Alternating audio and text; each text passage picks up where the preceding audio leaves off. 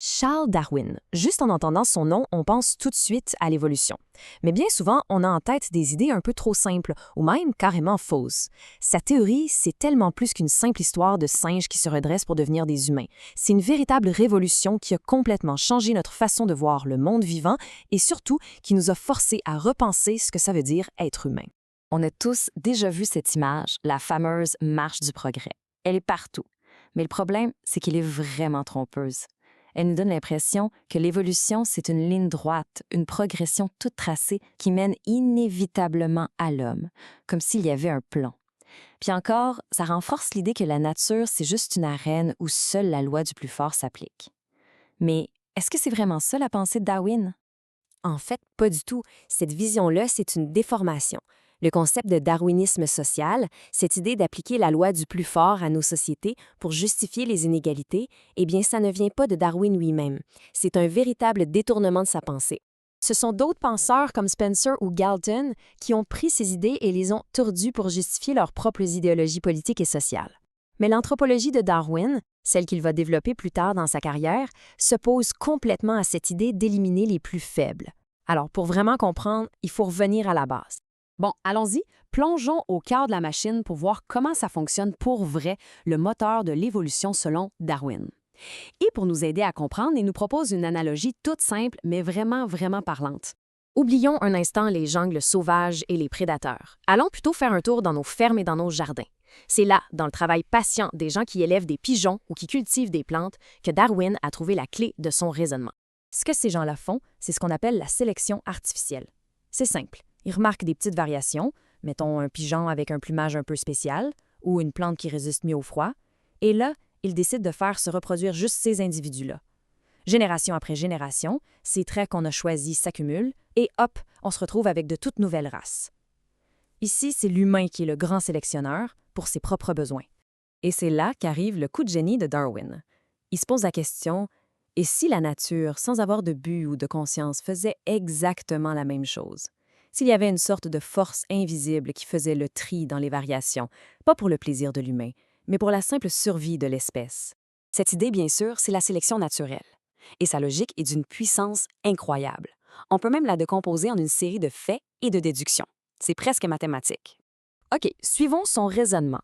Premier fait, dans la nature, il n'y a pas deux individus pareils. Il y a toujours des petites variations. Deuxième fait, toutes les espèces ont le potentiel de se reproduire à une vitesse folle, bien plus que ce que l'environnement peut supporter. La déduction logique, c'est que ça devrait mener au surpeuplement. Sauf que, et c'est le troisième fait, on observe que les populations restent pas mal stables. Alors, comment ça se fait? La seule conclusion possible, c'est qu'il doit y avoir une sorte de compétition, ce que Darwin appelle la lutte pour la vie. Et son hypothèse finale, c'est que dans cette lutte, les variations qui donnent un petit avantage, même minime, pour survivre et se reproduire, eh bien, ces variations-là ont plus de chances d'être transmises aux générations suivantes. C'est ça, le moteur. Une fois qu'il a mis en place ce mécanisme, Darwin va faire le pas le plus controversé. Dans son livre « La filiation de l'homme », il va appliquer exactement la même logique à notre propre espèce. Après tout, si ce processus est universel, pourquoi est-ce qu'on y échapperait? Et les preuves, elles sont là, juste sous nos yeux. La structure de notre squelette, nos muscles, notre développement quand on est un embryon, et même ces organes un peu inutiles comme l'appendice, tout ça, ça pointe vers une origine commune, une continuité profonde avec le reste du monde animal. On est bel et bien le produit de cette très longue histoire évolutive. Et c'est là qu'on arrive au cœur du problème, la question qui a mené à tout le malentendu du darwinisme social. Si c'est la lutte pour la vie qui a sculpté notre biologie, est-ce que ça veut dire que nos sociétés, notre morale, nos lois, ce n'est qu'un mince vernis qui cache cette même compétition brutale? La réponse de Darwin, c'est non. Et sa réponse est absolument fascinante. Il décrit un phénomène qu'on pourrait appeler l'effet réversif.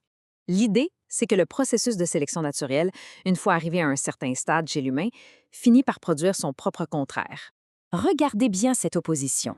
D'un côté, la logique de la nature, qui semble être l'élimination des moins adaptés, et de l'autre, nos sociétés civilisées qui valorisent la protection des plus faibles, l'entraide, la coopération.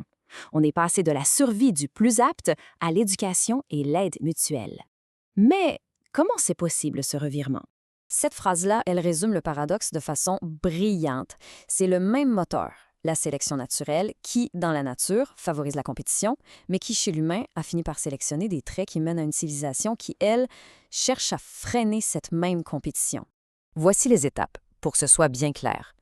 Premièrement, dans l'histoire de nos lointains ancêtres, les groupes où les membres collaboraient, où ils ressentaient de la sympathie les uns pour les autres, avaient un avantage sur les groupes plus individualistes. La sélection naturelle a donc favorisé ces instincts sociaux. Deuxième étape. Sur la base de ces instincts, la morale, l'altruisme et éventuellement les institutions, comme les lois ou l'éducation, se sont développées. Et troisièmement, cette civilisation, qui est le produit de la sélection, se met à activement protéger les plus vulnérables et donc à aller à l'encontre des effets les plus brutaux de cette même sélection. Donc, ce qu'on a, ce n'est pas une rupture franche entre la nature et la culture. Ce n'est pas la morale contre la biologie, non, c'est une seule et même histoire, une continuité, mais une continuité pleine de paradoxes. Et pour vraiment bien saisir cette idée qui est à la fois complexe et super élégante, il y a une métaphore qui est juste parfaite, celle du ruban de Möbius. On connaît sûrement cet objet un peu étrange. On prend une bande de papier, on lui fait faire un demi-tour sur elle-même et on colle les deux bouts. Et on se retrouve avec une surface qui n'a qu'un seul côté. Si on suit la surface avec son doigt, on passe de ce qui semble être l'intérieur à ce qui semble être l'extérieur, sans jamais s'en rendre compte, sans qu'il y ait de rupture, de bordure à franchir. Cette image, elle illustre magnifiquement la pensée de Darwin. La culture et la morale, ce n'est pas l'opposé de notre nature biologique. Ça en émerge directement. On passe de l'un à l'autre de façon continue, exactement comme sur le ruban de Möbius. La civilisation est le produit de la sélection naturelle, même si elle finit par en inverser les effets. C'est ça la véritable vision de l'humain chez Darwin. Et ça nous laisse avec une question assez vertigineuse. Si notre capacité à la sympathie, à l'altruisme, au sens de la justice est aussi naturelle, aussi ancrée dans l'évolution que nos instincts de survie, qu'est-ce que ça nous dit vraiment sur la nature humaine? Loin de la simple loi de la jungle, la théorie de Darwin nous ouvre peut-être la porte vers une vision beaucoup plus riche et beaucoup plus complexe de ce que nous sommes.